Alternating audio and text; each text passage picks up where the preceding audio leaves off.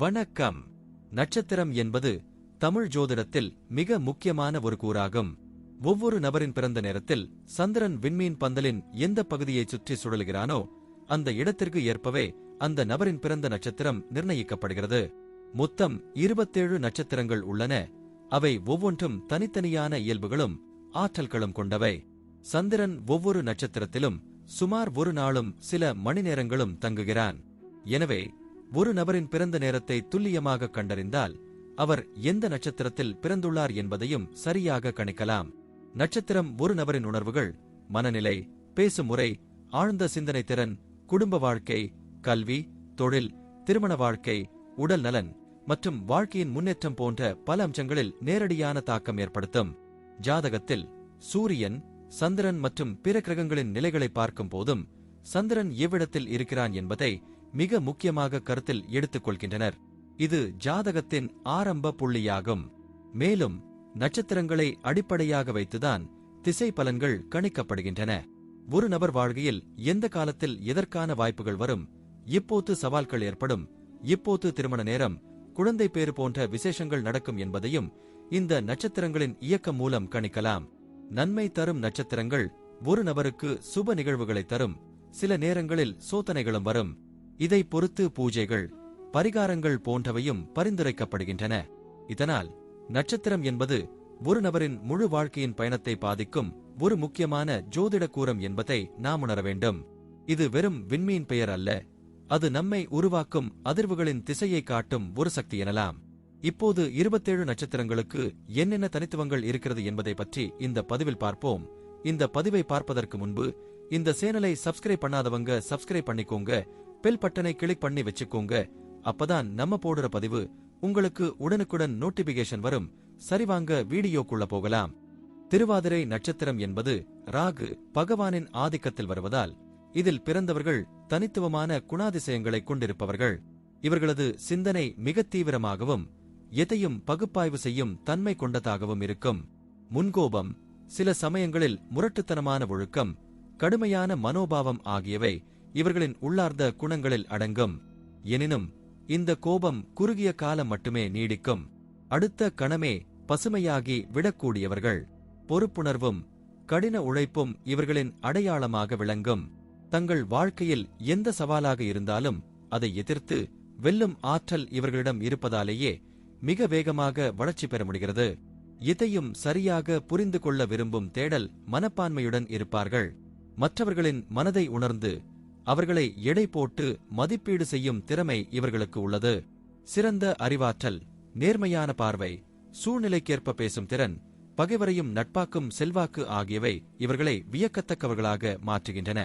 ஆரம்பித்த காரியத்தை எந்த விலையில் இருந்தாலும் முழுமையாக்கும் மனப்பான்மை இவர்களுக்கு உள்ளது. சுயம்பலமாகவும் உறுதியான உடலமைப்புடன் ஆன்மீக ஈடுபாடும் கொண்டிருப்பார்கள். கற்பனைக்கு பஞ்சமில்லை என்பதால் பல துறைகளில் பன்முக திறமைகளை வெளிப்படுத்தி வாழ்வில் வெற்றியை பெறுவர். வெளிநாட்டு பயணம் அல்லது அந்நிய நாட்டில் வேலை செய்வதற்கான வாய்ப்பு இவர்களுக்கு அதிகம் உண்டு. சில சமயம் தங்களை பற்றி பெருமையாக பேசுவதால் தேவையற்ற வாக்குவாதங்களில் ஈடுபட்டு நண்பர்களையும் இழக்க நேரிடும். சிறுவயதிலேயே குடும்ப பொறுப்புகளை சுமந்து வாழ்க்கையை முற்றிலும் போராட்டமாக நடத்த வேண்டிய நிலை உருவாகும். கல்வியில் ஆர்வம் இருந்தாலும் எப்போதும் முனைப்போடு படிப்பதில்லை. ஆனால் அபாரமான ஞாபக சக்தி இருப்பதால் வகுப்பில் கவனமாக இருக்கின்றதாலும் தேர்விற்கு முன் சுருக்கமாக படித்தாலே அதிக மதிப்பெண்களை எளிதாக பெற்று விடுவார்கள். பொதுவாக எலக்ட்ரிக்கல் இன்ஜினியரிங், ஜோதிடம், சைக்காலஜி போன்ற சிக்கலான மற்றும் அறிவியல் சார்ந்த துறைகளில் படிப்பு மேற்கொள்வார்கள். பொருளாதார ரீதியாக விற்பனை துறையில் சிறந்து விளங்கும் திறமை இவர்களுக்கு உண்டு.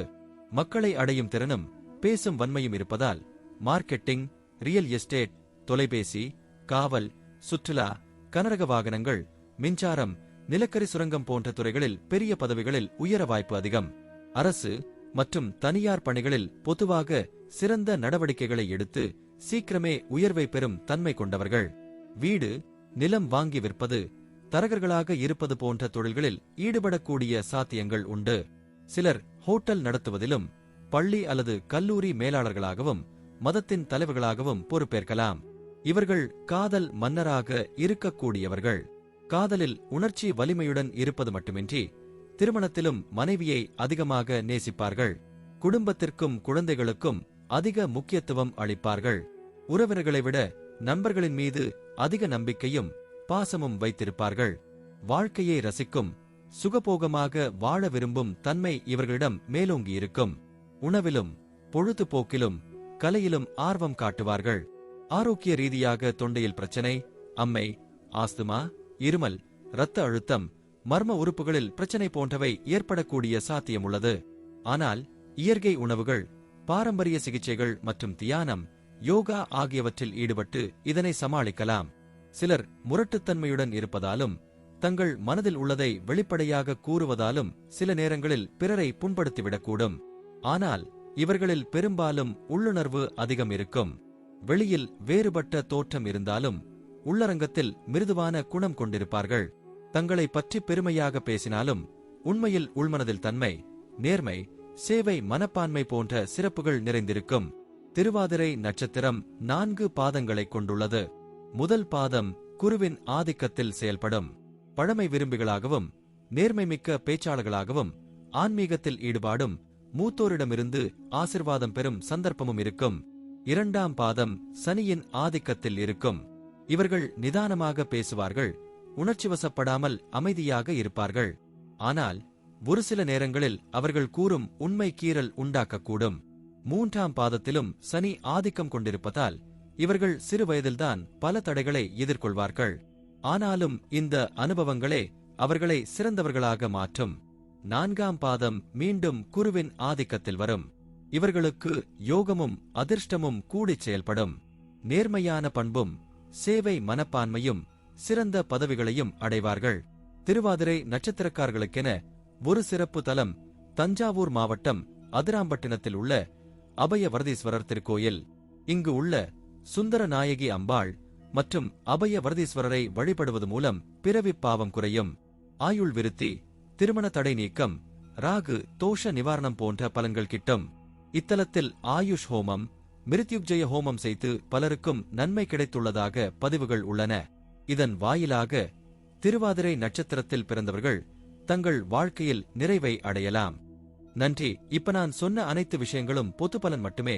உங்களுடைய சுய ஜாதக அடிப்படையில் சில விஷயங்கள் மாறுபட்டு நடப்பதற்கு வாய்ப்புகள் உண்டு. இருந்தாலும் பெரும்பாலான விஷயங்கள் நான் கூறியபடியே உங்க வாழ்க்கையில் நடைபெறும். இந்த வீடியோ உங்களுக்கு பிடித்திருந்தால் நான் அடுத்த பாகம் 2 எடுக்க தயாராக உள்ளேன். பாகம் 2 வேண்டும் என்றால் பாகம் 2 என்று டைப் செய்யவும். பெரும்பாலான நண்பர்கள் பாகம் 2 வேண்டும் என்றால் விரைவில் பாகம் 2 வீடியோ பதிவு செய்கிறேன். இந்த வீடியோ உங்களுக்கு பிடித்திருந்தால் லைக், ஷேர் மற்றும் சப்ஸ்கிரைப் செய்யுங்கள். பக்கத்தில் உள்ள ஆல் பட்டனை கிளிக் பண்ணி வைத்துக் கொள்ளுங்கள். அப்பொழுதுதான் நாங்கள் போடும் வீடியோ உங்களுக்கு உடனுக்குடன் நோட்டிபிகேஷன் வரும். உங்களுடைய எதிர்கால வெற்றிக்கு என்னோட வாழ்த்துக்கள். நன்றி. வாழ்க வளமுடன்.